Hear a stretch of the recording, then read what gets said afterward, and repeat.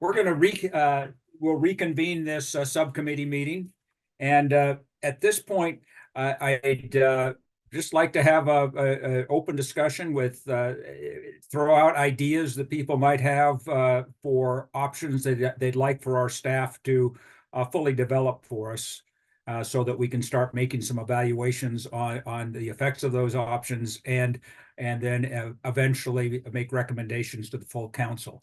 And I'm going to let me start here just to break the ice.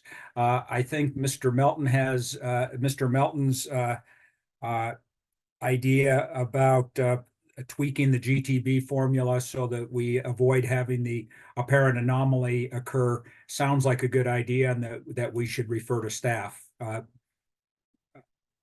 Mr. Melton, I mean, at this point, I think you've described what you see as the problem pretty carefully.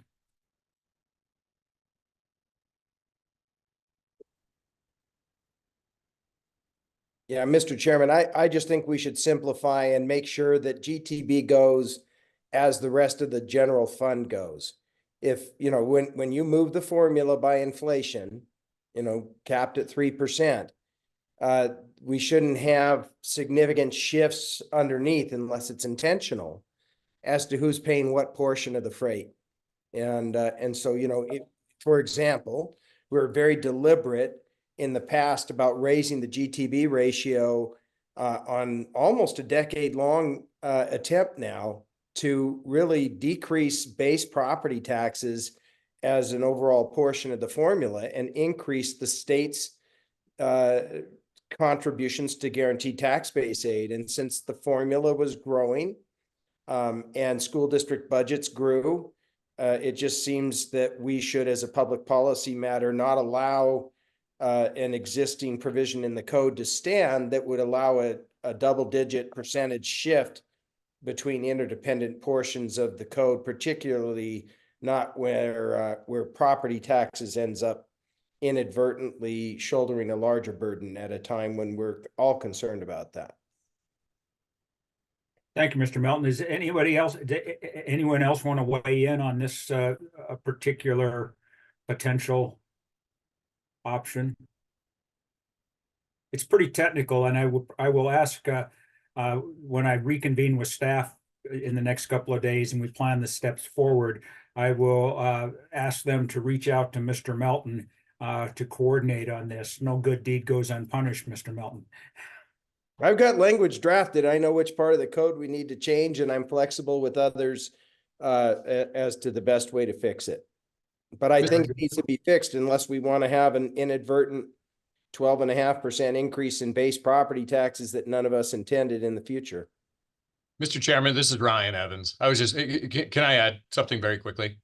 And just for clarification, I think it might be helpful at this point. I know House Bill 587 was on your list too. You might want to look at it in coordination with that, because looking at the GTB issue in a silo, saying that it results in a $12 million reduction, I guess, to schools is really only one side. There was the 587 impact, which put another $33 million out into the schools. And so it's more than it was just a cut to the school that we need to fix. There was a policy. I mean, frankly, the policy worked. And even if the fiscal note is wrong, it doesn't mean the policy doesn't work. And so I think 587 is a big part of that discussion as well, sir. Well, I would certainly, I take your point, and I think that we need to understand this in the broader context, but I do want to make sure that we address this,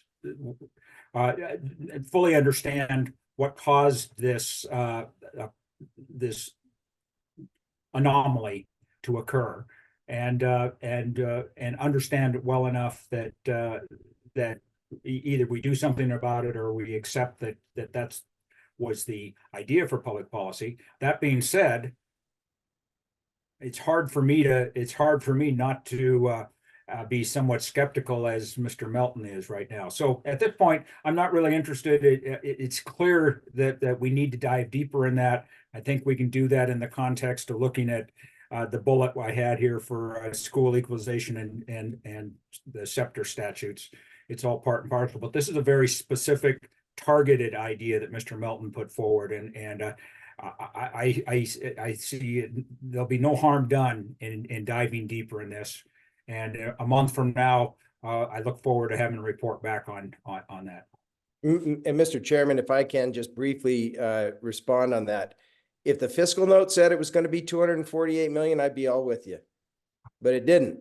We all got caught flat-footed here. And so this is a windfall, not an intentional implementation of public policy, but a windfall and an unexpected one that deviated from the fiscal note upon which you passed your public policy. And for that reason, I think that we need to take care of this thing.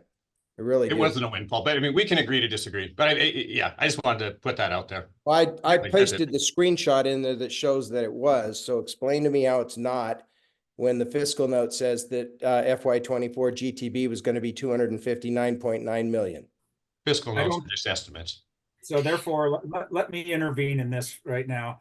We're not going to settle this right at this instant. So obviously there's a disagreement here. And we will work to resolve that amicably between now and the next time we meet. So let us put this on the list of on our work plan list of things to study. Sounds great. Thank you, Mr. Chair. I'm going to take the low-hanging fruit first because the 95 mil levy obviously is the prize here, I think, in most people's minds. This idea of increasing participation in levy and bond elections. I put forward one option would be to move school elections to a higher turnout election, which is your November general elections. There may be other ideas. I would like to put forward the one that I just pointed out. However, I'm open. Obviously, there may be other approaches to that, and if anyone has something to get at participation in levy and bond elections, this is a good time to bring it up. Yes, Ms. Vasika. Yeah, regarding participation in levy and bond options, I mean, like just this afternoon, we put a fire, I guess it'll be on the ballot as of next Monday, but it's going to be a $7 million ask in perpetuity, and our voter turnout is terrible. So one of the things with voter participation, I was wondering if there was a way to have a requirement that any levy or bond issue that does get passed has to have, I'm just throwing out numbers here, but has to have a certain percentage of registered voters for it to be able to pass, and not just like 3% of the voters are indebting all the rest of the city to this the particular bond or levy issue when they didn't vote for it. Did that make sense? So it would be something like you'd have to have a supermajority, or you'd have to have a turnout threshold that had to be met. That's yes, exactly. Did you have an idea one way or the other of which you preferred? I think I prefer having a threshold. Having a voter turnout threshold with that one. Oh, I see that Shane has his hand up. I'm hoping that he can probably. Yes, yes, Senator Orjo. Yeah, I mean, my only concern about something like that is, you know, we want people to vote, and this is one of the reasons you vote, right? Like, I think that's the whole point of like showing up and casting a vote, is you want to vote for an issue or a candidate that you support. And I think I just think it's kind of, we're treading into kind of dangerous place here with something like that, especially when, you know, voters at all times, you know, registered voters and people who are eligible voters have the right to come in and cast a ballot to vote for or against something. Certainly for me, I think the better place to start would be to see what those statistics really are, you know, voter turnout versus the type of, you know, measure that might be passed. But my just initial thought is, you know, it kind of becomes one of those things where, you know, this is why you vote, and, you know, and I don't think, in my opinion, it's not an acceptable excuse for people to say, you know, I'm not showing up to vote. I didn't support that, but you didn't show up and vote. I mean, there's got to be a place too where people have to take responsibility across the state of Montana and get in and vote. So at this point, I think I would feel more comfortable just seeing kind of what that data might look like that the councilwoman is talking about.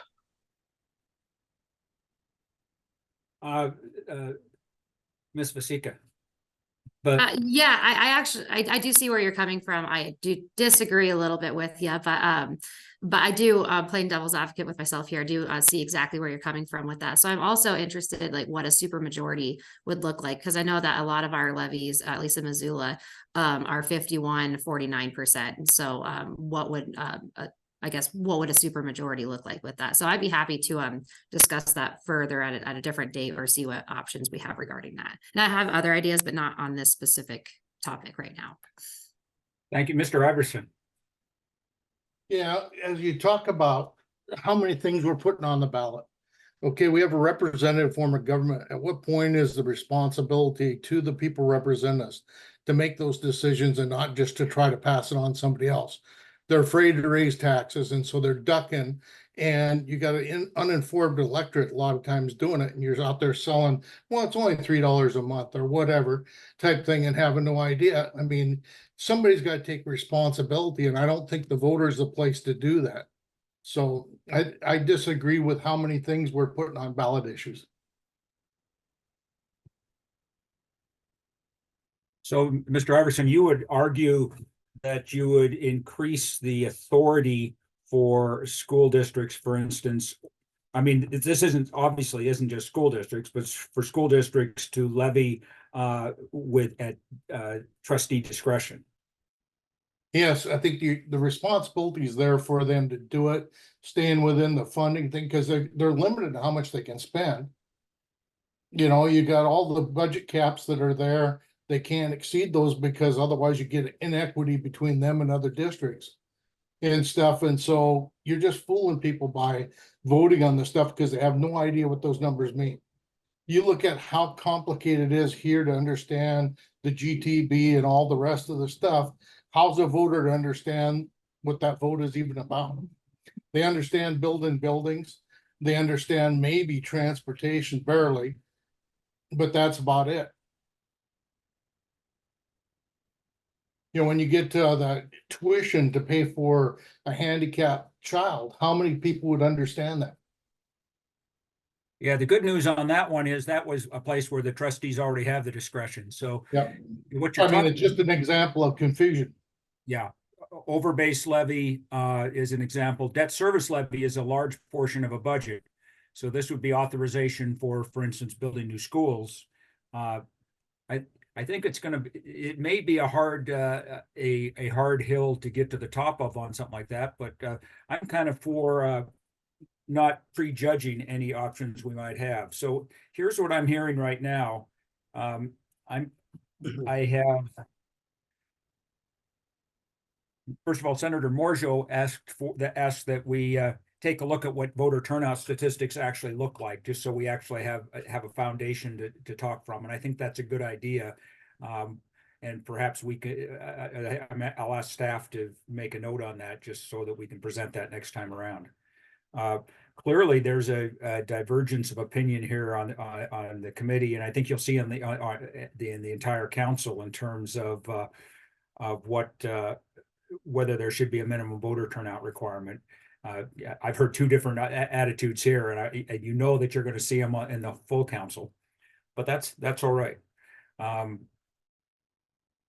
am in the interest of someplace where I know there's already language done. If we were to move a school elections to the general election date, does not seem to me to create that sort of problem, because we're not talking about turnout thresholds there. We're not talking specifically. We're not talking about super majorities. We're talking about actually when an election is conducted. And there's nothing in my mind that's, I know there's a historical reason, which I endeavored to try to find when I was a school board trustee, in anything other than anecdote, why we do school elections in May, but there's nothing sacrosanct about that particular date for an election. So moving it to a general election date, if it's practical, might solve the problem without having to go further. Senator Morjo, your hand's still up. I didn't want to talk over you. Oh, I just forgot to put it down. I'm sorry.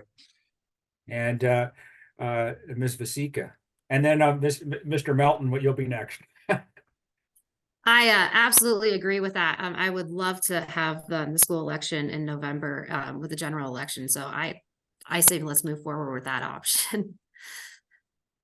Mr. Melton. Mr. Chairman, you may recall this last session, we actually went all in and I had my full board support for moving school elections to the general election every other year. And we actually wrote up amendments for House Bill 774 by Representative Hopkins. Even if in its last version, what we tried to do was urge the representative to remove the counties and cities from his bill because it was definitely creating disruption with the counties and cities. But we were more than willing to come in, and it's interesting to hear Mr. Iverson talk about the representative authority, because that's partially what we did in 774 was we took out what we considered to be some sort of random nickel and dime elections that are required under law for isolated issues that shouldn't really need to go to a vote of the public when you've already got an elected school board to make some of those decisions. And I'm not talking about tax increases, but just little things that had to go on the ballot. But if you wanted to take a look at what 774 would look like if it were completely stripped of any impact on counties or cities. We didn't intend to try to rope counties or cities into that in any way. But with regard to the school portions, and I've got a gray bill for that, we'd still be on board. Thank you. Commissioner Holmquist. Okay, so I've been in discussions about changing the time of the election for schools, but every time I bring it up, there's always someone says, well, it doesn't fit with the school budget process, that it would throw the process off for budgeting for schools. Can you address that? Is that true, or is that? Well, I'll let Mr. Melton address it, but I'll speak as a former trustee. To me, it will have zero impact on how the budget process works. It'll proceed the way it does right now. As it stands right now, as a matter of fact, when you have your school elections, you're doing it just a few months before the budget is adopted in August.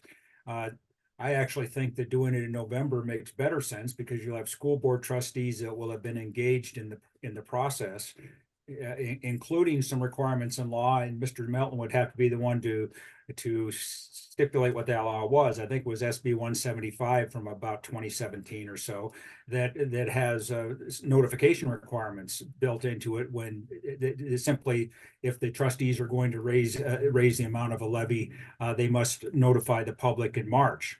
So I actually think in terms of the school budgeting process, it's an improvement.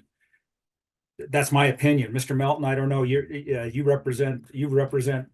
I represented one school board. You represent them all. Well, Mr. Chairman, I brought the issues up with my board. It required extensive rewrites to the code. I had my full board support. And we lent our support to House Bill 774, even went down swinging in conference committee, or not conference committee. I guess it was on the Senate side late in the session. But you couldn't just plug and play a November election over the existing funding structure. You've got June notice deadlines for telling teachers that there's not enough money, so you have to lay them off. You've got you got to be able to predict going forward what the budget might look like without the available certified taxable values and such. So it's pretty involved, but I think we threaded the needle, and I'm glad to provide the committee with a gray bill version of House Bill 774, and as well as an executive summary of the key changes in law that would be needed in order to make it work. So I definitely hear and agree with my colleague from Flathead County here that you wouldn't just plug and play that thing over the top of the existing structure as it is, but it can be done. remember, you're not changing out your entire school board when the election takes place. There, I mean, I get it, but, and I look for, and I trust that, the work that was done last session, and the bill and the amendments and gray bill that came from that, provide a workable solution. But that may be in the eyes of the beholder. Senator Marjo, your hand's up. Yeah, I'm not versed, Chair Beatty, sorry, I'll be more proper here. I I'm not versed on this topic super well, but I guess you piqued my curiosity a bit here. In some ways, I'm wondering if there's a way to get any sort of historical accounts of why we have the election at the cycle, the way it's structured for those elections. Because in my mind, I'm like, well, maybe there's like a reason they get kind of drowned out in these other election cycles, and it allows people to put a little more attention into those particular elections. And so I'm guessing there's probably some legislative history or something on it, and maybe staff can get that for us. I'd be happy to ask staff to provide that for us. I mean, the story that was told to me, it had to do with the planting cycle in agricultural communities, but that's probably not true, but it could be. So we'll put that on the list of things for staff to look into. The why May elections. Anything else on this particular topic before we move on? Mr. Chairman, I can tell you that at least in my history, with MTSBA over all these years is, I think that the levy election for schools in May has been intrinsically linked to the statutory deadline for non-renewing, non-tenure teachers. And back when I first started at MTSBA in 1996, it used to be an April levy election. And that was because there was, if I remember correctly, a May non-renewal deadline. We pushed that non-renewal deadline to June. And the other thing that went on at that time was once the election cycle began, you could run the same levy election multiple times. And you could adjust it as well, but you were not constrained on a general fund levy election. You were able to run as many as you could provide notices for until the time came when you had to adopt your budget in August. The legislature was worried about voter fatigue, and there were a couple of examples isolated where districts were, arguably abusing the process by rerunning until people were perceiving that they, had answered enough that they wouldn't, and then they'd eventually wear them down and pass the levy. And that's how we got only a single levy election for the general fund operating levy and trustees in I think it's the first Tuesday following the first Monday in May. But I think it's very much hooked to the deadline by which you have to tell non-tenure teachers that you can't keep them around because you don't have enough money. And in order to do that, you have to know how much money you have. Hence, you have to know the outcome of the levy election.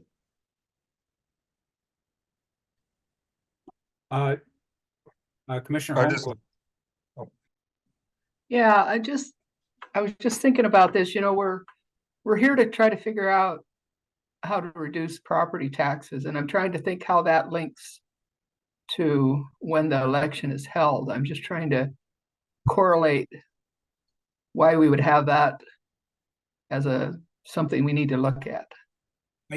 Yeah, so one of my takeaways from the February 14th one was that people were concerned that a small, with low turnout elections, you had a very small number of the citizens actually voting on issues that had property tax implications, mill levies and bonds.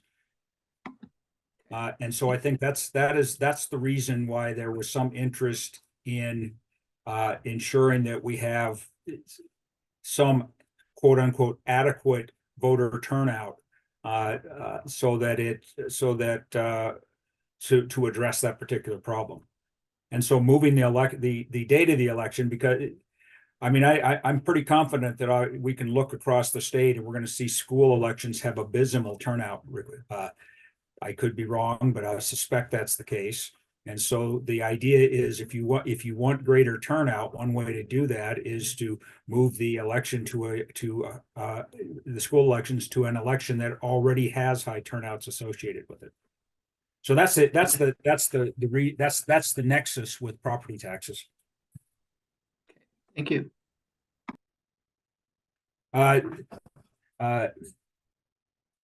Council member Vasika.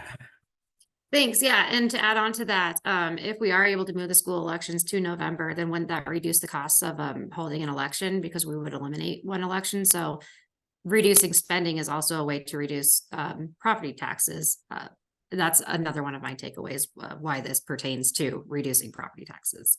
It's that's probably a debatable issue. It depends on how the ballots have to go out. Remember, 70% plus of our citizens vote absentee now, and there is a little bit of a problem with alignment of school district boundaries with, say, legislative boundaries and that sort of thing. So how they actually deal with the district. I mean, one way to solve that is you have two different mailings going out, one for school elections and one for non-school elections. So there may not be as much savings there, but it's certainly a possibility. Well, and not to make this the Missoula show, but we made all the previous elections during COVID and after COVID, they're all mail. So even if you did not ask for an absentee ballot, you still, if you're a registered voter, you still got one in the mail. All right, thank you. Anything else? All right.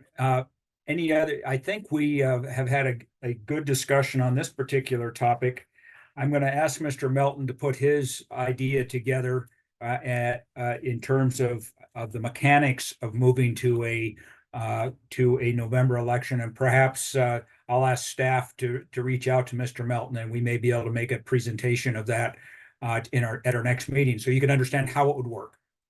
And we might be able to judge, what the actual impact would be. We'll also ask for some study on voter turnout statistics, and get to the question. And this is an interesting question. Why, rather than having a myth about May elections, let's actually see if there was a conscious decision made somewhere, and that we can find out what it was, because that may be persuasive by the time we're done. However, as Mr. Melton said, just because we've always done it that way doesn't mean that we couldn't reconstruct the system to do something different and meet the budget requirements, budget timelines, and the teacher notification timelines, et cetera, et cetera. So bottom line is opportunity to get more information, and we'll go forward with that. Commissioner Holmquist? Yeah, I'd also, I know Mr. Melton's going to come up with a presentation, but I think checking with the election department on how all that districting would work might be a good idea too. Yes. Thank you. And Mr. Chairman, I would echo that. I don't think we stepped in it, but there was a perception that we were comfortable with impacting counties and cities through our amendments to HB 774, and we were not. We actually provided amendments that would have removed counties and cities entirely from that bill, and it wasn't quite amended as far as we said it needed to be to avoid, stepping into the counties and cities realm and basically speaking where we didn't have any business. So we're particularly interested in avoiding any unintentional negative impacts on counties and cities. Only want to talk about how it could work for a school election based upon the conversations we had and the amendments we drafted to 774 last session. This has been a great discussion, and because I know that the other subcommittees are going to be, at least one of them will be looking at this question too. I'll share the concerns that have been raised here by this committee, and make sure that we coordinate our efforts in trying to gather additional information, so we're not wasting time. But I think the full advisory council will be taking this up, and I don't think we will not be able to avoid that. So I think it's best for us to go forward with the best information we can. And I've got some great information requests that we'll follow up on going forward. We're going to get to the 95 mil levy. Within current law, we do have the school equalization formula has formulae have parameters that are adjustable within the state law, and that were modified significantly by House Bill 587.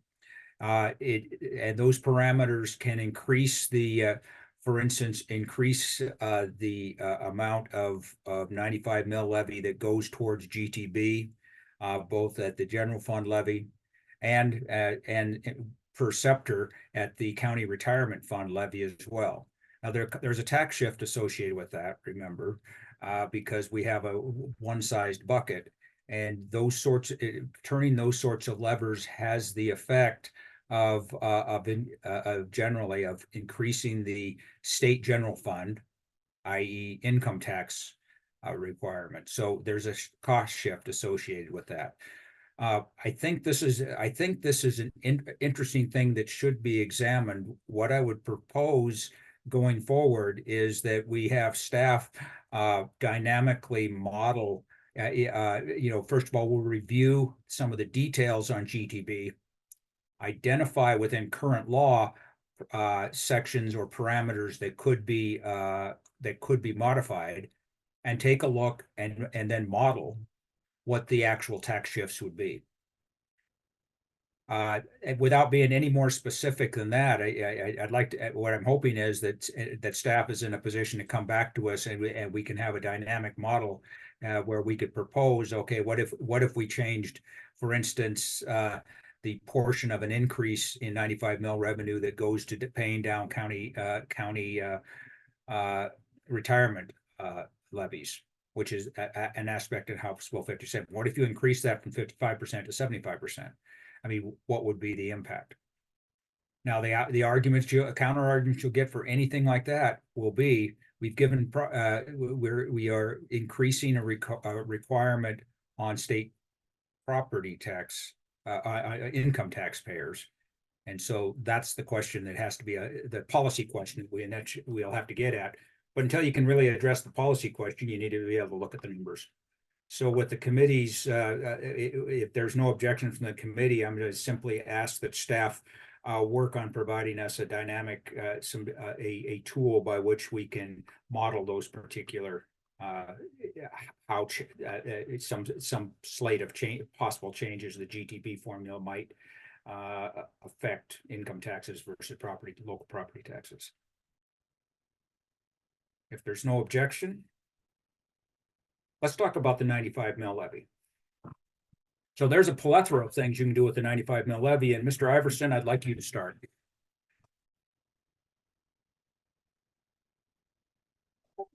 Yeah, one of the things I've looked at is if you want to give property tax relief, we're going to have shifts, okay? And one thing that's went through my mind is, okay, let's increase the mill levy.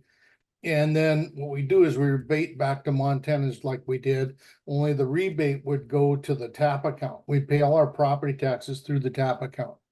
And by doing that, then the money that is reduced would be there when they pay the property tax. When we refunded those checks to the people, they forgot that that's what they got the money for. They forgot that's why they got the income tax relief. They forgot why they got a property tax. And what I propose for relief is that we'd take a look at, okay, if we increase the taxable value of the amount that's taxed off of some of the trophy homes that are in Montana, we got about $12 billion that is above the $1.5 million valuation. Increase on stuff over 5 million or something, you could pick up some money there. Then what I propose is that we get to where there'd be a flat amount, $600-700 to individuals. And then all the rest of the taxpayers that are Montana residents or file a Montana tax return, that they would get a refund of 5%, 10%, whatever that number would work out to with that additional revenue. And if you're a corporation, say, that does 50% of the business in Montana, would get 50% of that tax credit, stuff like that. So you give relief across all taxpayers that are Montanans. Because if we lower the rate of 95, we got too much money that goes out of state, and that money then has to be made up from other people within the state. And so when we're shifting, we gotta shift it to where we bring new revenue in, which would be from out-of-state people in order to be able to get relief. Otherwise, the relief is just moving it from property tax to income tax and stuff. I mean, that's a quick explanation to it, but I think that's what it would do. But if we put that in the TAP account and it reduced those property taxes, then people would be able to see the relief that was provided to them.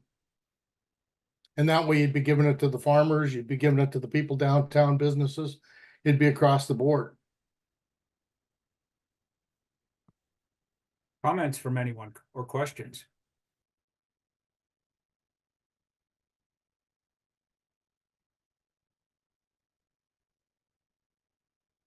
You know, at first blush, when you first hear that, if a person doesn't listen to the second half of Mr. Iverson's question, they'll say, what the hell are you talking about? Increasing the 95 mil levy. So the details are the real guts of this are in the return to Montanans portion of this. I think that I think this idea is one that merits an option that merits much further discussion and analysis. Mr. Melton. Mr. Chairman, I look at those base levies, the non-voted base levies that work in interaction with guaranteed tax base aid, and I'm intrigued at the concept of at least knowing how many more uniform mills would it take in order to wipe out 165 million in base property taxes, which vary on mills all over the place. You know, Julia's chart and her presentation at that previous meeting where she talked about Superior, Montana and Big Sky, for example, with Big Sky having excess revenues generated from the 95 mills and Superior having a deficit and using that excess to fill it in, that, you know, you could very easily increase the uniform mills and have voters, people who live in Montana and vote in elections, see a reduction in taxes. Probably 2/3 of the voters would see a reduction under those circumstances. So I would really like to know, and I already know, I mean, roughly speaking, we all know, 95 mills generated 430 some million bucks. So it's 4-point-something million per statewide mill. And basically take the 160 million or so base levies and divide it by that number, and you're going to know how many uniform mills it would take to wipe those mills out entirely. And variable mills are, you know, when we're talking about variable tax wealth, house by house, community by community, district and county by county, there is something to be said for using extraordinary wealth that's being generated in particular areas to offset places where it cannot and does not. And I keep coming back to, you know, if you just look at the value of a mill, Rocky Boy, 192 bucks. Bozeman, 453,000. Now that's not people adjusted, that's not student adjusted, but it shows you kind of a big span there. And you could absolutely come up with a circumstance where more uniform mills would result in reduced taxes for a large majority, super majority of voters. Mr. Iverson. Yeah, if you got to you got to have the reduction that comes through to people too. You can't just use it all for funding because you just got property tax again. If I shift that type of stuff. So yeah, you got to work through your formula and stuff. And there may be some completely revamping to the tax-based stuff and all that in order to do it. But the concept is let's raise new money and then be able to shift it back to people in Montana. You know, and that's the basic premise that we are. If we want to get relief, I don't know how else we can do it without a migration of money going back to out-of-state taxpayers. And with us selling the scenery, let's say Yellowstone Club, Moonlight Basin, Wilderness Club, you know, Rock Creek, all those places, is that not our next natural resource that we should tax? I mean, if we had a natural resource of something, we go out and tax that immediately, like we did coal and all the different things. Why not tax where we're selling the scenery? And what we learned on a trip down to Yellowstone Club is the people who use that property less than 2 weeks a year. So you're not going to capture the money from them in a sales tax. You're only going to capture it through property tax because they're not here that much, okay? And so what is it that we can do to get that money in here and help? Because we're just raising the level of money that's there, and we rebate them on tenants. We gave them relief. It's complex, no doubt about it. Hard to get people to understand because the first thing they react to when you say you're raising taxes, well, you just took my money away from me type thing. But by putting that into the TAP account and paying the property tax, they'd at least see the relief when the bill comes. Thank you, Mr. Iverson. Other questions, Ms. Vasika? I had a way, I guess, more rudimentary version of what Mr. Iverson was talking about. I like his version a lot more than mine, but I still wanted to put mine out there. I had an idea of with assessed value of homes going up so dramatically and changing throughout the years. One idea is to reduce property taxes by the same amount of overall increase of valuation. So for an example, if the assessed value went up 10%, then property tax rates should go down 10%. I don't know if that mathematically would work. It's just an idea I had.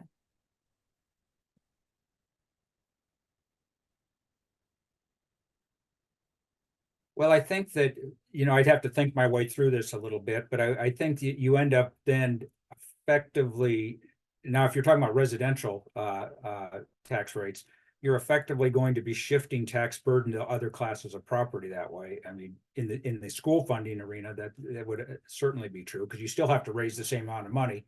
And if residential property taxpayers are paying less, then someone else in the jurisdiction is going to pay more. So I don't, I'd have to think my way through that a little bit more. But Ms. Holmquist.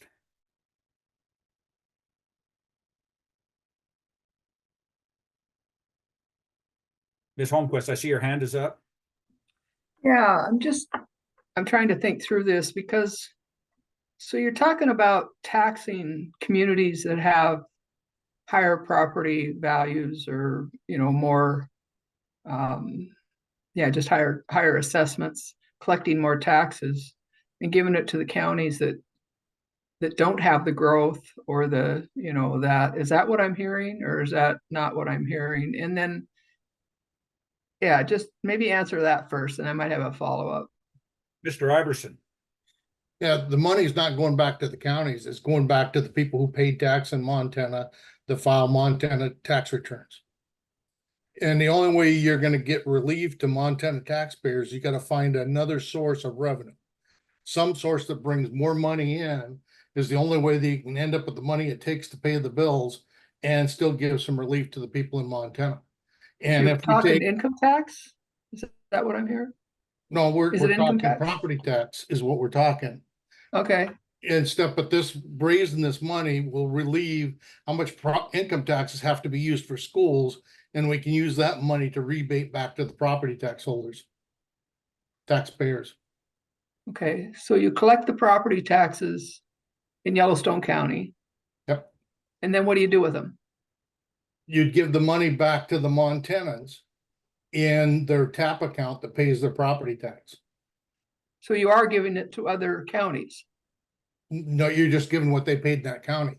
You get 5% or whatever the tax bill you paid on all your property, or you get your 600 or 700 bucks per house. Oh, I see. So then you get your rebate. You're talking the rebate. The rebate, but the rebate would be applied against their tax bill, so they'd see Okay. it rather than a check given to them at a different time. Right. So you're not taking away resources from the county that has to provide a lot of resources to the tourists and the other, things that come with a lot of the assessments and a lot of the tourists and all that. You have a lot of stuff you got to provide for that as a big county. You're not taking away from that. Correct. That wouldn't affect that at all. Okay. All right. Thank you. Mr. Melton. Mr. Chairman, I was going to actually try to clarify what I think was just clarified. But I also, I look at this and realize the governors and the legislatures property tax rebate worked flawlessly. You intended to provide targeted, specific relief to people who could establish residency in Montana and who were living in their primary residence. And like I say, I mean, I'm relying on third-party characterizations and or the Department of Revenue's summary of how it worked out.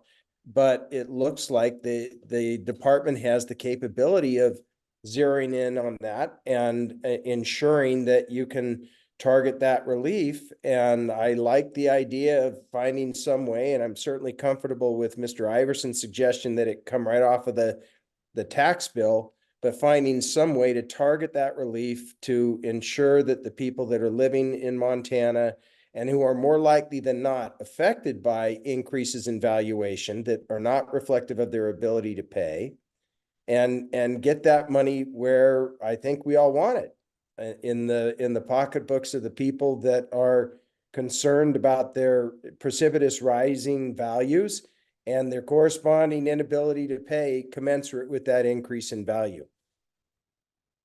Mr. Iverson. Yeah, one thing I forgot to mention too is another thing it does is it increases the percentage of schools that are funded by a stable source of income tax. I mean, property tax instead of an unstable source of income tax. And so by, raising up to 50%, say, of schools is funded by property tax instead of 40 some, that gets a better stability and predictability for schools. And for the legislature to do that, because income tax, as we know, can drop out of sight in a hurry on us. And when you're looking at, 60 some percent of school funding having to come from income tax, you got a variable source that could hit us pretty hard. Ms. Holmquist. So maybe I didn't say it very well. So what are we taking away from county government if we do this? Anything?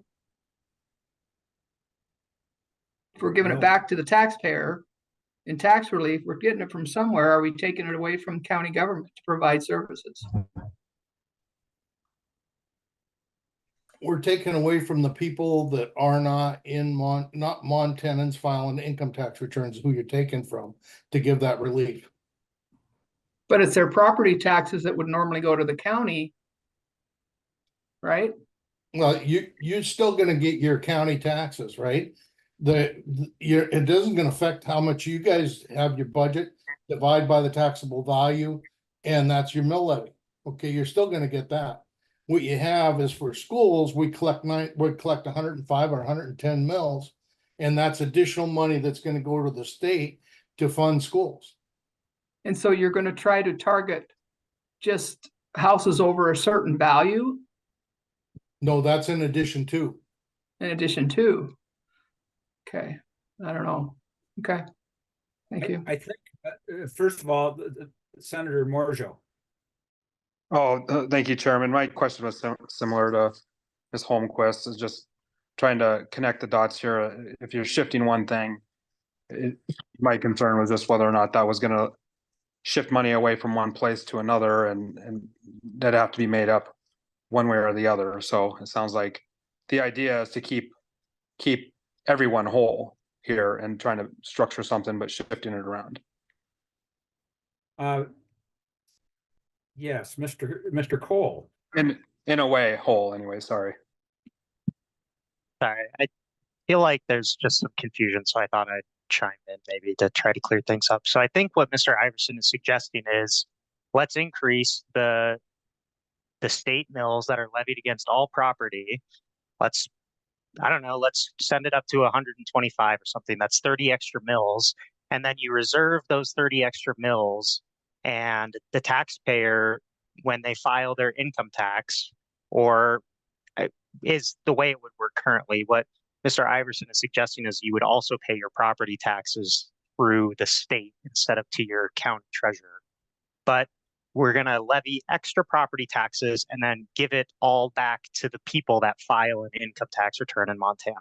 And that's how you capture the out-of-state entities that Mr. Iverson is talking about. They're going to have to pay the property tax, but because they don't file an income tax, they don't get their rebate. I'm not a lawyer, so I'm not commenting on the legality of that, but hopefully that clarifies Senator Marshall. Yeah, that was really helpful, Dylan. I guess one other thing to flag would just be folks who have retired or aren't earning an income. I guess in some shape or form, I think they probably need to be filing something, I guess. But that I just one thing I wanted to flag is just making how are we going to protect those people who are retirees and ensuring they're not being kind of hurt by something like that. That's what the flat fee to people, they get a minimum of this if they own a house. They paid property tax, and if they didn't file an income tax return, it'd be similar to the relief they get now on that form for renters and low income taxpayers. They can file and get a refund. The only thing is a refund would go as a reduction of what they owed on the TAP account. That way they could see it. And that way the money's there when the taxes due. So, Mr. Chairman, if it's okay, follow-up question for Mr. Iverson. So you mentioned renters. So that was kind of the next thing I had a concern about is that those sort of costs being passed off to renters. And so it sounds like you're trying to account for that impact to renters as well. Yeah, the landlord's gonna get that break on the property he owns in Montana.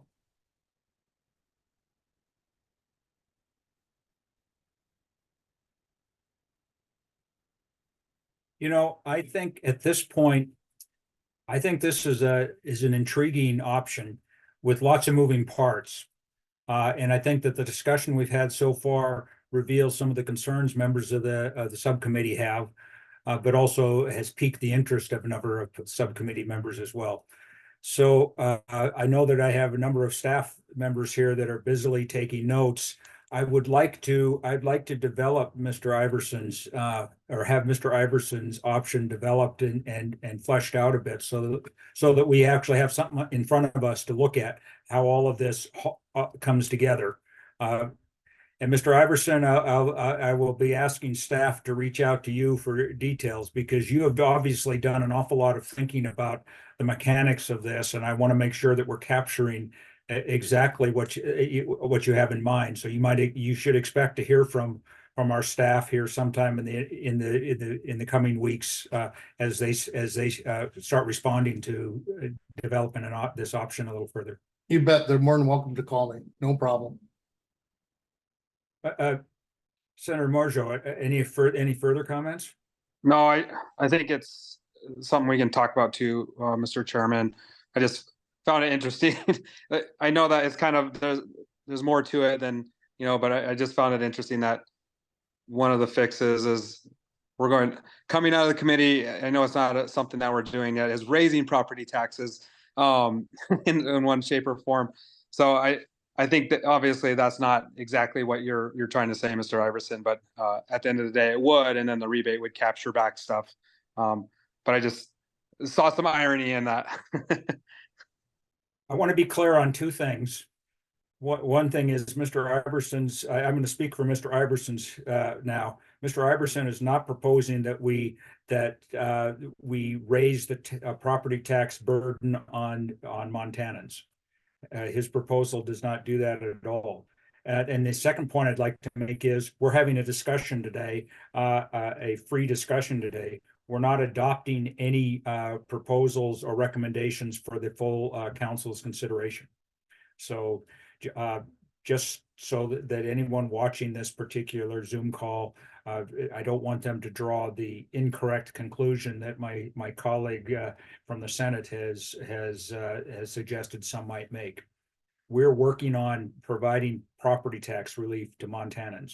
Mr. Iverson has a program that he believes will do that, and we'll look into that a little bit further. But we're a ways away from making any concrete recommendations. Anything more? Well, that was an interesting and not necessarily the very first option under the 95 mils that I thought I was going to see. Senator Marshall and I were both probably surprised. Well, I wasn't really surprised, but I'm only surprised it was number one. Ms. Vasika. If we're changing topics, I have one final suggestion that I'm just going to spitball, but I can wait until the appropriate time. Wait just one moment. I'm kind of staying in the 95 mil or state levy, otherwise known as the 95 mil levy arena. Are there any other, I mean, another option would be simply to drop the 90 or 5 mils to some lower number. Is there anyone advocating for that? I mean, we can certainly run some scenarios on what the effect would be. Mr. Melton? Mr. Chairman, I think that if we go anywhere backwards on those 95 mils, I'm already concerned about the downward float and the inevitable point at which those uniform mills will drop. And those mills are interdependent with, and you can look at the historical line with the variable mills that are used to fund our schools. And you know, the court found the circumstance before the legislature imposed the new 40 mills and increased the county mills. The court found the system at that time unconstitutional, and found that it had an excessive reliance on variable mills, and that corresponded to variation in spending that resulted in communities that had less wealth spending less money on educating kids. And so I think that if I were the legislature or a legislator, I would jealously guard the court decisions that I've got at this point. You won in 2008 when the school community went back to court and said, we don't think the legislature did enough here. The court said the funding formula in its state at that time, which was defended by the state, by the way, by saying there was 95 mils. They didn't hit an asterisk on that and say someday maybe not. They said 95 mils. I was the expert witness on the other side, so I know that. I observed it. And the court found your system to be constitutional. So I think you'd really be toying with an unnecessary risk of a further court intervention if you stepped off and away from those 95 mils. I'd love to see them completely exempted from 1510-420. Very small language change in subsection 5 would make it so. And I wouldn't want to do that in isolation of the other discussions that we've been having here. I think that we need to find a better way to preserve and protect a Montana way of life, and specifically the tax burden on people that live and work in Montana or retire here. Ms. Holmquist? Actually, I think that looking at all options and maybe even some data on reducing those mills and maybe where it could be made up somewhere else could be a good thing. And maybe DOR or one of your staff could come up with some rationale for that, or how that could be made up to make it less, I guess, complicated, or just to give us all the options on the table. I'm not saying I'm for it or against it or whatever. I'm just saying we look at everything. I think. Well, and while we're, Mr. Chairman, I'm sorry, I'm not familiar with redirecting my comments through the chair, so I'll be careful about that. I apologize.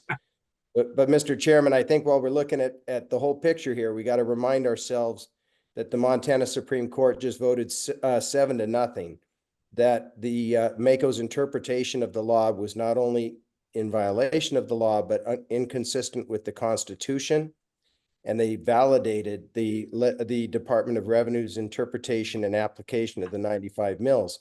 So I think if you were to choose to step back from those 95 mils, you'd have to look at the strong likelihood that you would have a very difficult time doing so while maintaining constitutional compliance, unless you went to something that has already been identified as being off the table, which is a sales tax of some form that, you know, you can at least do the math to figure out what would it take to generate 430 million and wipe out the 95 mils in their entirety if you could suspend your disbelief and feel like a sales tax was something that was feasible.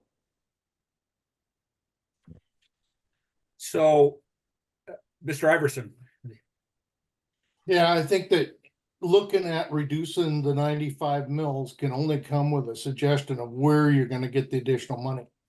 Because the money's not going to come out of the sky. It's either going to come from income taxes, or you're going to have another type of tax somewhere, and who are you going to tax? Because you can't cut taxes and still have the same revenue to support schools. and support local government. I mean, it is, we gotta look at those funding levels are what they have to be. And we're trying to generate the money to do it, and how is it we can do it and do it equitably amongst the people? And if we want relief from Montana, how are we gonna do it? You know, and if we cut the 95 mils down to the 78, we have how much money that migrated out? When you're talking $3,500 or so per house in Yellowstone Club, that's money the rest of us are gonna have to pay. Well, if I may, Please. with all due respect, all I'm saying is that we looked at all options. Okay. I don't know what that looks like, but if we know what the numbers are, maybe there's a way. I mean, the 95 mills were set up because of a problem that was way back when, and they did the percentages, and they did all, and they passed a legislation to fix that. Maybe there's another way to do that with a different formula than the 95 mills. Maybe, I don't know. You know, I'm just thinking that staff or legislative services or DOR or someone can say, you know, maybe we can do it better. They did it, and whenever they did it, the 95 mills, they thought it was a great idea. Maybe there's another thing out there now that might work better than that. I don't know. You know, I've never gotten into school budgeting. I've heard from my constituents that property taxes are too high as long as I've been here. But when I explain to them how much they're actually paying in property taxes, it's usually, well, I didn't realize that. So I'm just saying all options should be looked at. That's all I'm saying. So may I suggest the following resolution? I agree with Ms. Holmquist that looking at this further, just look at the numbers makes sense. I also agree with Mr. Melton in that we could, if we were to move forward with the reduction of the 95 mils, we would be on shaky constitutional grounds. But that doesn't. But that being said, I'd like to kind of take a look at what those numbers look like and how shaky the ground's going to be. And by the way, I agree with Mr. Iverson. I'm pretty agreeable today because at the end of the day, someone is going to pay for our schools, and reducing the 95 mil levy to let's use the number 78 or 79, one of those two numbers. There will be a tax shift. There'll be a tax shift to income taxpayers that to some degree will disproportionately fall upon Montana residents, not those that are non-residents who own property in the state of Montana. So here's my this is my suggestion going forward. I'm going to ask staff to model the impact of reducing the 95 mil levy to 78 mils, and take a look at what the impact would be projected forward. They could even do a retrospective. I don't care. We'll come up with a way to figure out what that impact will be. I'm going to ask them to quantify the tax shifts and make the best estimate they can in terms of tax shifts between Montana income tax shifts between Montana residents and out of state property holders. And then we'll have and then we can take a look at what the fiscal impacts of that are, and then revisit the discussion of the constitutionality of this, or the constitutional peril that we might find ourselves in. So I hope that staff was taking notes, because I might forget some of the things I just said. But we can, there's no harm in looking at that. Mr. Iverson? Yeah, one thing in constitutionality, you can't do it to Montana citizens or residents. You have to do it to somebody who lives in Montana more than 6 months, which is a resident. But you have to define it that way. If you use the term resident, then you run into the interstate commerce clause and stuff. But that's why when they rebated the stuff for the houses, it was somebody who lived here 7 months was to get around that provision. So that's where you run into constitutionality. So moving forward, we'll go ahead and make a staff a request for information to understand this particular option a little bit better. I am confident that we have the tools available to make reasonable fiscal projections. or will have them within the month. Anything else on the 95 mil levy? It was suggested, I mean, I think one of the, let me just speak for myself now. Although I think it's been alluded to. I think the 95, or the state school levy got tacked into 1510-420 in a less than graceful sort of manner. And the only proof you need for that is that we had to go to the Supreme Court in order to get an interpretation of that, an interpretation that validated the Department of Revenue's current paradigm, which is to cap the 95 mils, but to bank mills in the same sense. And I know many of you have, and this is because 1510-420 was, I think, primarily designed to deal with this fundamentally different entities, which are cities and counties that have a much different budgeting paradigm than do schools. So this is probably not something that we need to take up right away, but I have a suspicion there'll be some interest in by some of the other subcommittees at relooking 1510-420 in its entirety. And my suggestion would be, to the extent that we want to address things, that school funding be removed from 1510-420 and reside in its own statute. Or in the case, or another option is to simply remove it and go to a fixed 95 mils, which is consistent with the pre-1510-420 environment. We have 3 statutes that are very specific. It might be a little bit premature to go any further with that. I'll have to coordinate with the other subcommittees. Senator Morjo. Yeah, just kind of thinking about it some more.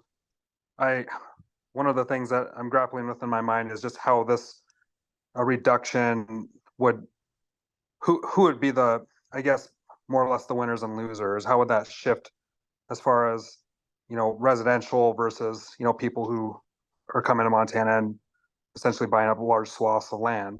So I don't know, within that, looking within that question, I think would be good to have DOR look at who would be the biggest winners and losers in that situation.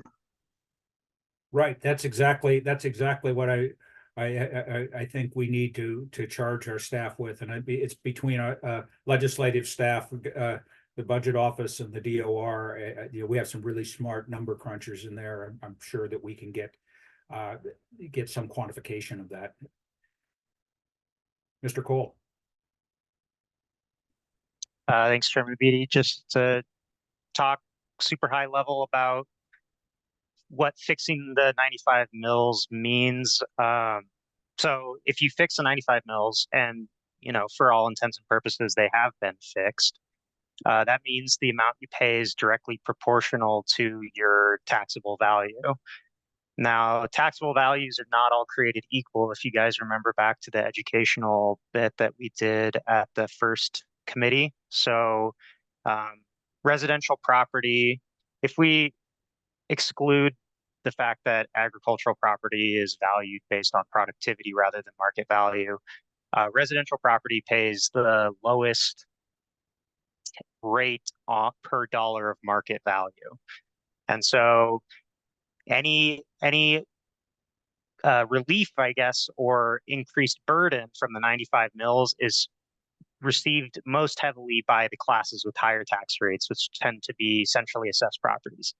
I think there was information that we produced talking about how much, for example, Northwest Energy would save if the 95 mils was brought down to 78. So the unfortunate, well, I don't know if I want to call it unfortunate, but it's a bit of a collective action problem, I'd say, where if you lower the 95 mils, the savings to individual homeowners are not massive, but there are so many homeowners that class 4 residential as a share of the pie, obviously they pay more than 50% of the taxes, they'll receive a large benefit from that. But on an individual property basis, the biggest benefactors will be pipelines and electrical transmission lines and properties like that.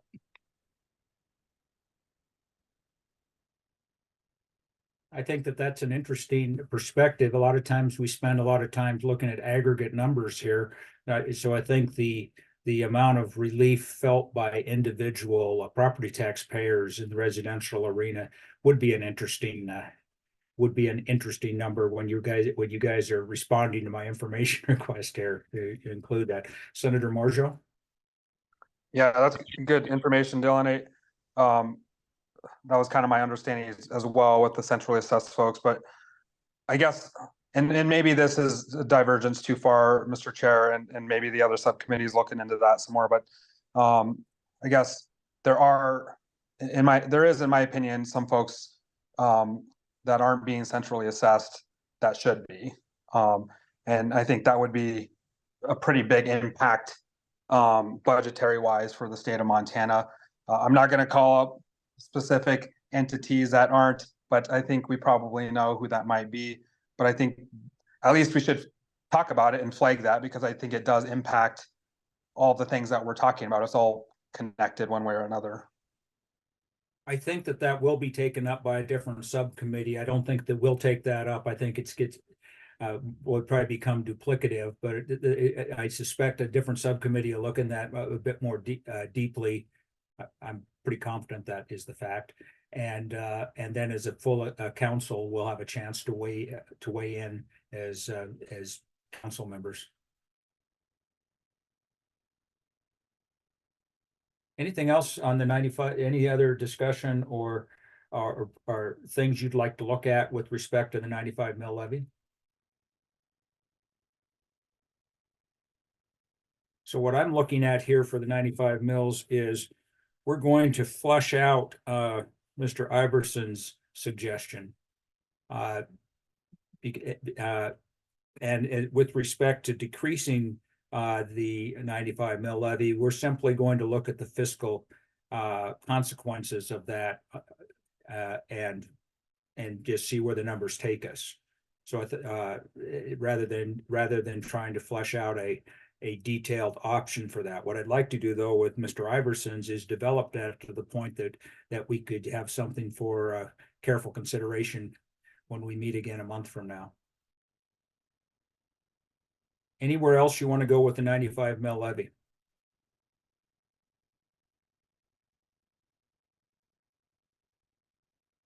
Cool. Any other options, any other I mean, I kind of framed the discussion here just kind of based on what I thought were the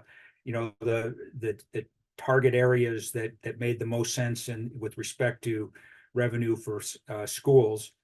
Are there any other options that folks would like to discuss or perhaps have staff develop a little bit further?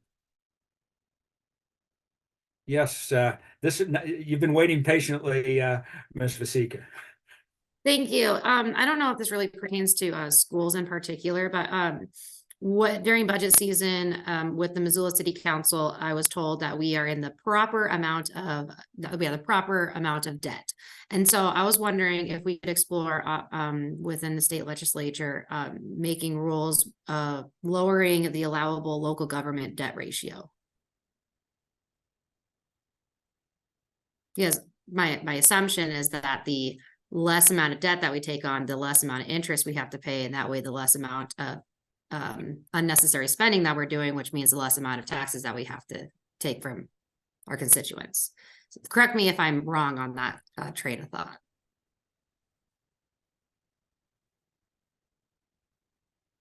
I'll have to think once again, I'm a little bit slow on the uptake sometimes, so I'd have to think my way through it.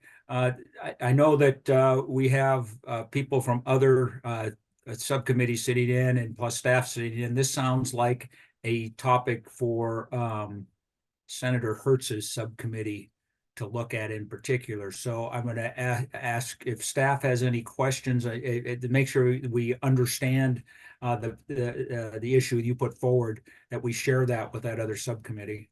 And I can email Senator Hertz as well. I just didn't want to forget, and I wanted it to be on the record. Well, and I thank you for that. I also thank you for your patience. So I'm going to ask staff to simply communicate that to Senator Hertz, and naturally, nothing prevents you from dealing with him directly.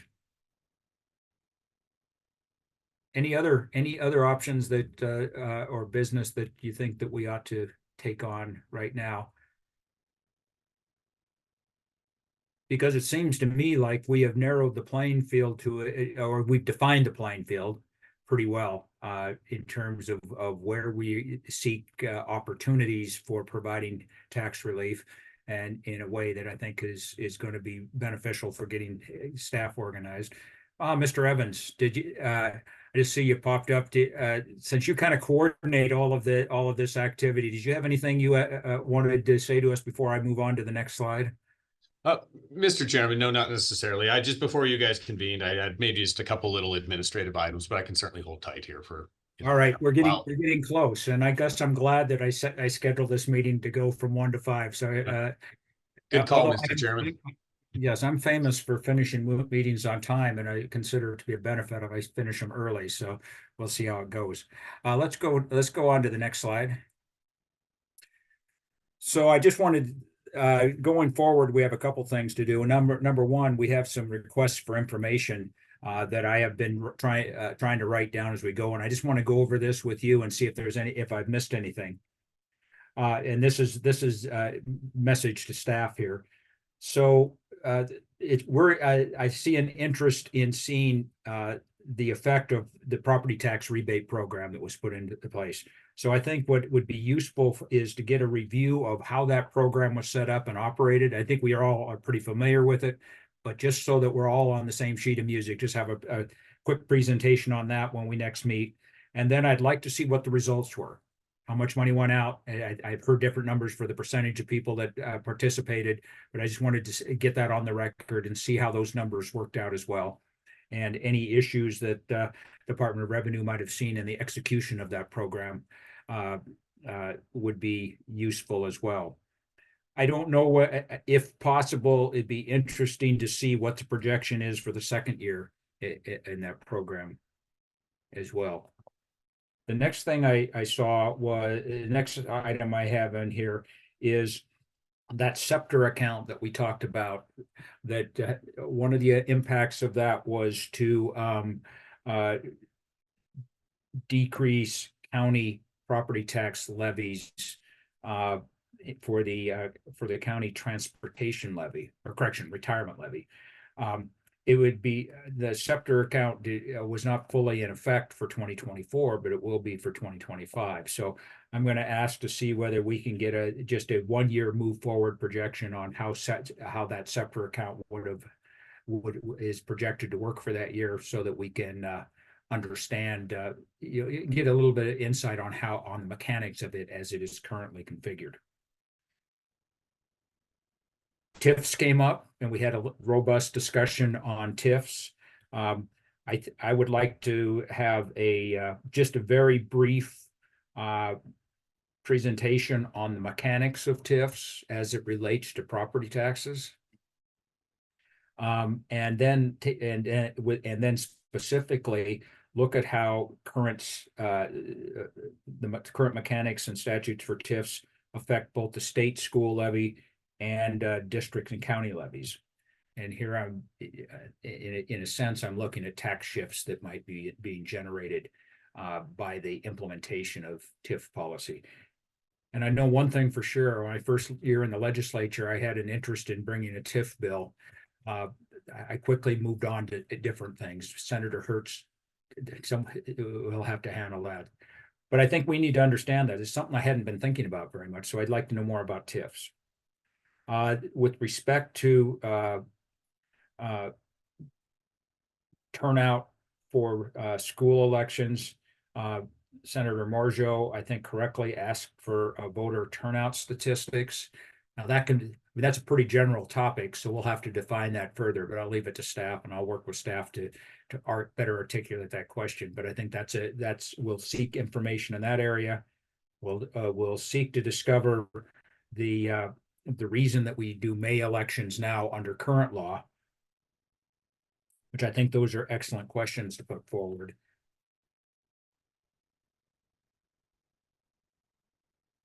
And I do have, and then I'm going to review quickly here the options that I think I think that we're just so it's clear that what we're going forward with.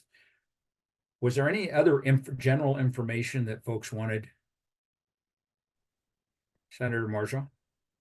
Yeah, Mr. Chair, I'm just wondering if I think it'd be helpful information just to know what counties went up without bonds when we're talking about this, taking on this question. I'm not quite following you on that, Senator Marshall. Just what the tax increase, if any counties that didn't have bonds, I just think it'd be nice to know statistically what that looks like across the state of Montana for all the various counties. If they didn't have bonds or, limited bonds, did it still go up? Especially as we consider, and maybe that's for the other committee to discuss, I don't know, but it just seems like it's relevant when we talk about all of the, when we're talking about mills and we're talking about all the increases Right. people have experienced, so just trying to see how that might, maybe that's information people already have. I don't know. I think, and I'm going to ask Ms. Julia to jump in on this one. I think that we're close to being in a position to have accumulated that data, at least in the school arena, and to be able to portray that. I'll leave it. No, there she is. I think that's a correct characterization. Julia?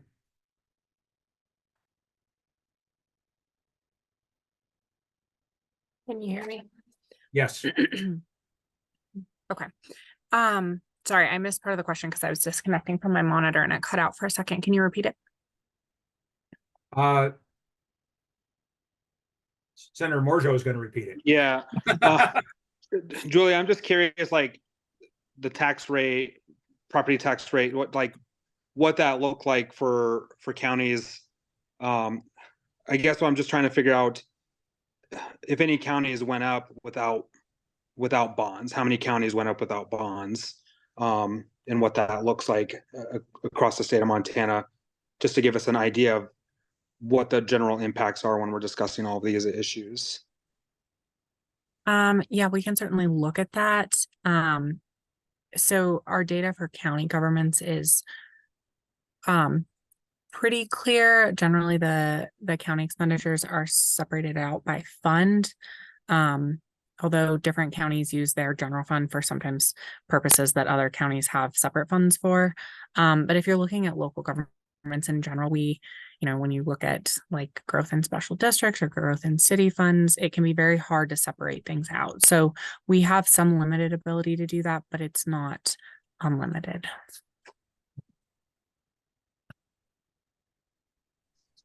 So you're saying it's not as easy as a question to answer as I'm making it out, more or less. All right. Yeah, I would have to take a deeper dive into the data to really be able to answer it well. But I mean, I can certainly do some work and see what I can find. But there may be some caveats that go along with that. Yeah. Well, even just that information you just shared is good for people to know, I think. So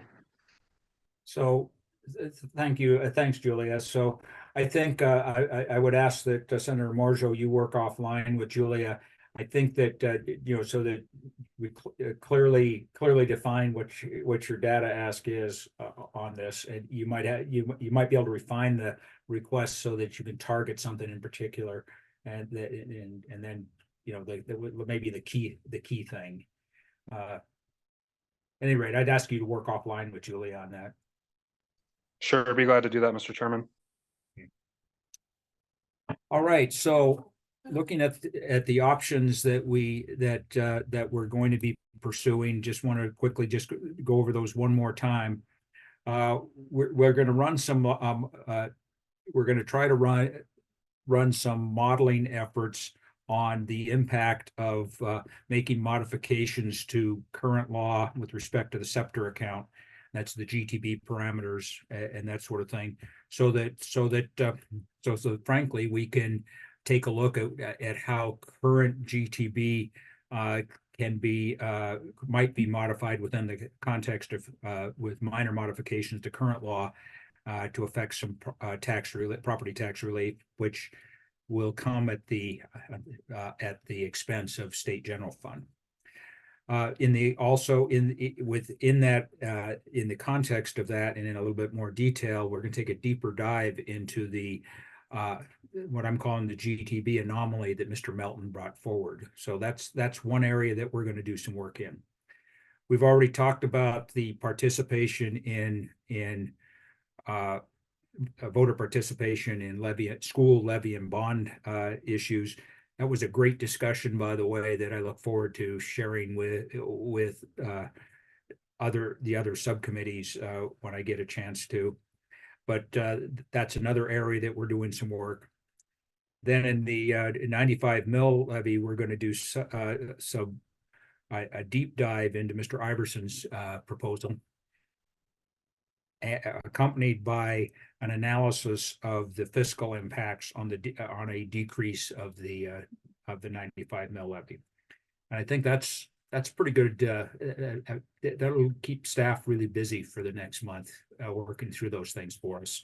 And once again, as members of the subcommittee who haven't had a specific interest in this or just a general interest, don't be surprised if you hear from one of our staff members reaching out to you to solicit clarification and that sort of thing. Okay. Our work plan. I just want to kind of scope out how I think this is going to play out. Now, in 2 weeks, we have a meeting of the entire council. And the final agenda isn't out on that, but I think that much of that's going to be very process oriented. I'll probably, if asked, if it's part of the agenda, I'll simply report out on things that we're looking at in more detail and places where we're getting where we're seeking additional information. So in that context, I did this a priori, so some of this may be overcome by events, but the way I see this working out is going forward, our staff is going to refine the details of potential options, and I see taking a look at Mr. Melton's idea on the GTB anomaly and Mr. Iverson's idea for an increase to the 95 mil levy that provides property tax relief to Montanans as being the two options that are going to get a more detailed analysis over the next several weeks. And the other thing that we'll be asking staff to do is to make some projections on the effects of these options over time. Naturally, after we have the options selected, we'll have an actual hard discussion on whether or not we're going to support or the degree to which we're going to support the options, and then finally we'll recommend to the entire advisory council what our findings are. Now, it probably isn't quite as straightforward and step by step as I put forward here, but that would be my best read of how this is going to play out. And I think we'll get a better idea of we have a fairly compressed time schedule for getting these sorts of things together. So I look forward to getting a little bit more guidance from the entire council when we meet with them in a couple of weeks. Any questions or comments on the way forward here before I go to public comment? Very well. It's time for public comment, and I'm going to let staff handle elevating people to speak, and I'll do my best to keep up with it. So is there any public comment?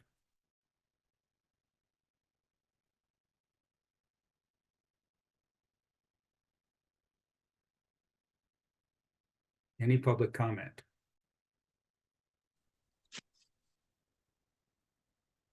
Ms. Hall, can you confirm that there's no public comment?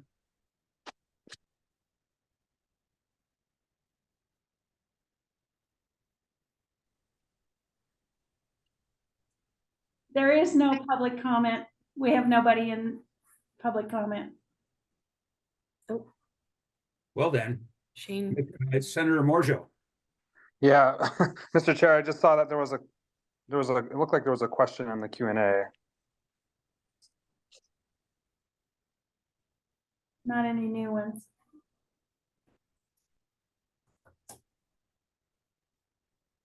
Bob Story's got his hand up on the public. if someone could, We're Thank you. working on it. there's Mr. Story, I think you unmute yourself and speak now. Okay, thank you. Go ahead. Interesting discussion today, Mr. Chairman and members of the committee. I have lots of comments, but you don't have time to listen to them all, but I just have a few points I want to make, I guess. First of all, Mr. McCracken's presentation when he referenced Mr. Pettish's memo and some of the comments in there is there is no requirement that the state levy property taxes to fund schools. That's just a policy, no constitutional requirement. That's a policy decision the state legislature has made. And so that's why that is there. The constitutional requirement is that you fund schools adequately and equitably, as has been, Mr. Milton has pointed out many times, as the courts have ruled on that, and the legislature still has that obligation. And so you still need to figure out how to do that. And whether you do it through a property tax or property tax income combination is what it is, but you can't go backwards on that funding, and you're probably already behind the curve on it in light of an article that was in the lead papers this last weekend about how difficult it is for schools to operate. So reducing funding isn't an option, and you need to look at ways to do that, but you're charged with doing property tax relief. So in the realm of education, if you're going to reduce property taxes, you're going to have to come up with revenue from somewhere else to backfill that. So, you've talked about a lot of ideas, but not too much of them are reducing property taxes. They're just how you maintain the funding formula. 1510-420 was intended to apply to the statewide equalization levies, as it was intended in its origin to apply to all property tax levies, because the voters passed an initiative in 1998 that froze all property taxes and fees at their 1996 level. And the legislature went in 1999 to implement that and created 1510-420. And that was that initiative was the law until the Supreme Court overturned it in February of 99. The legislature maintained its position in 1510-420, and that became law in 99. And subsequently in 2001, the school district budgets were exempted from the law because of the equalization lawsuit, and you couldn't maintain equalization if schools couldn't adjust their budgets to their tax bases. But the 95 mills was always supposed to be under that levy. That's why it's specifically referred to in the statute under sub 8. And if you think about how that actually works with the equalization mills, if the equalization mills followed the law, setting the banking issue aside, that revenue stream would grow every year by the rate of inflation the legislature allowed to be applied to it, plus newly taxable property. What happens right now, because of the way it works with the banking operation, is you basically get a windfall in the first year reappraisal cycle, because you get to capture all the value of the newly taxed or the inflationary adjustments in the class 4 residential commercial property. And then in the second year, you don't get the inflation adjustment because all you get is new property. And that's why you see that tick-tocking going on there. But if you followed the law, just took new property and half the rate of inflation every year, you'd have a steady growth in that revenue stream, and you wouldn't have worry about it dropping. But that's where it is right now.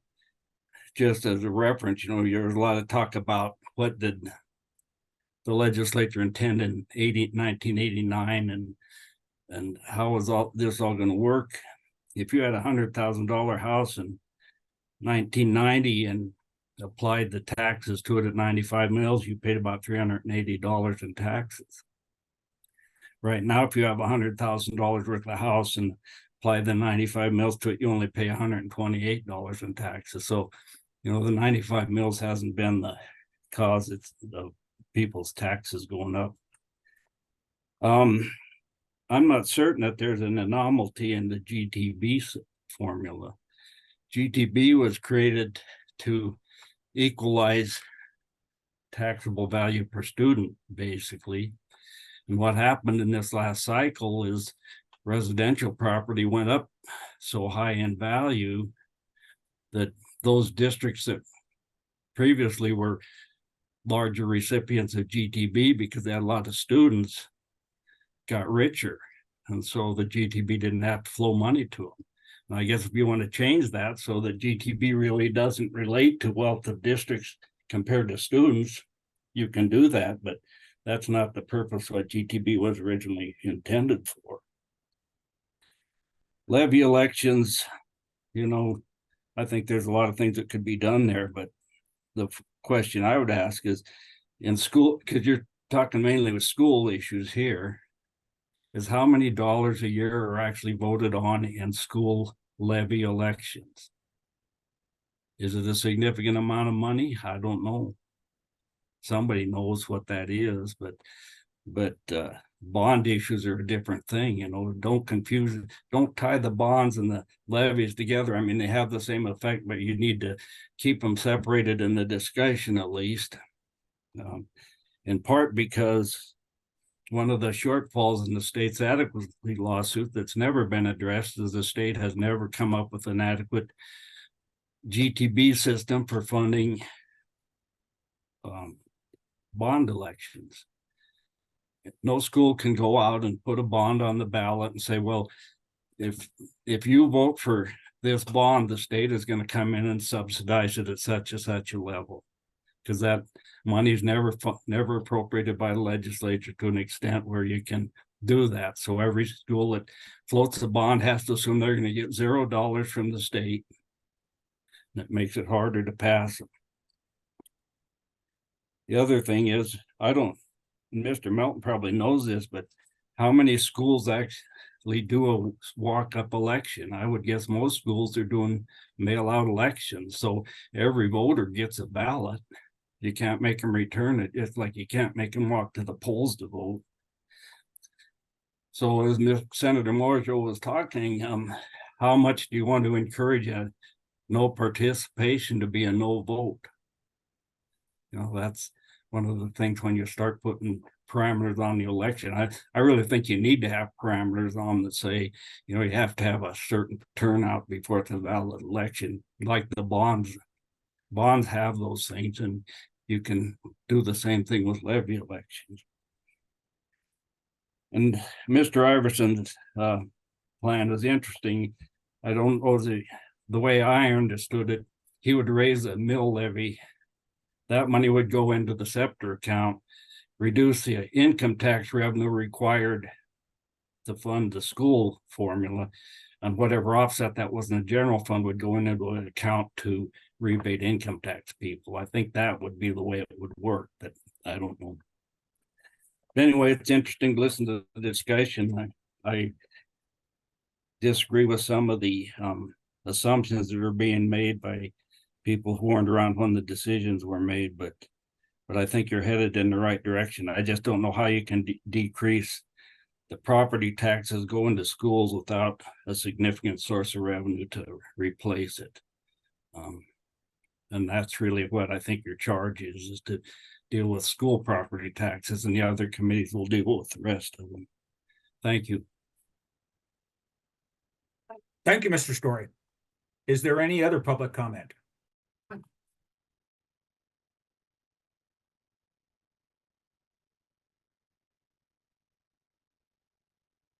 Any other public comment?